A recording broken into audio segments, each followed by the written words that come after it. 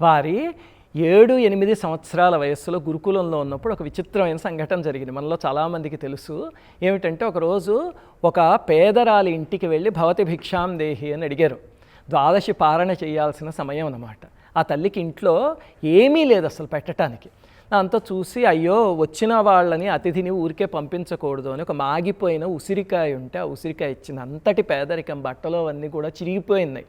దాన్ని చూసి 7-8 ఏళ్ల శంకరాచార్యుల వారికి మనస్సు కరిగిపోయింది.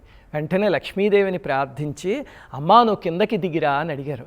అంటే ఆయన పిలిస్తే అమ్మవారు కూడా కిందకి దిగొచ్చేలాంటి అవతారం అది. మనకి అంటారు చూడండి, దైవాధీనం జగత్సర్వం మంత్రాధీనంతు దైవతం తన్మంత్రం బ్రాహ్మణాధీనం అని. అటువంటి మహనీయులు శంకరాచార్యుల వారు.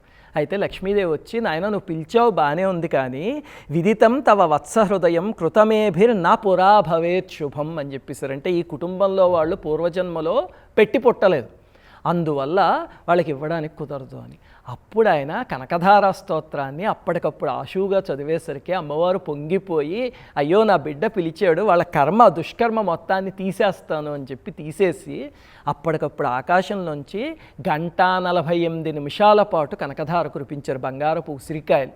ఈ జరిగిన ప్రదేశం ఇప్పటికీ కాలడి దగ్గర పజంతొట్టెం అనే ఒక ప్రదేశం ఉంది. అక్కడ స్వర్ణతు మన అనే ఇంటి దగ్గర జరిగింది. ఆ ఇల్లు ఇప్పటికీ ఉంది, ఆ వంశం వాళ్ళు ఇప్పటికే ఉన్నారు.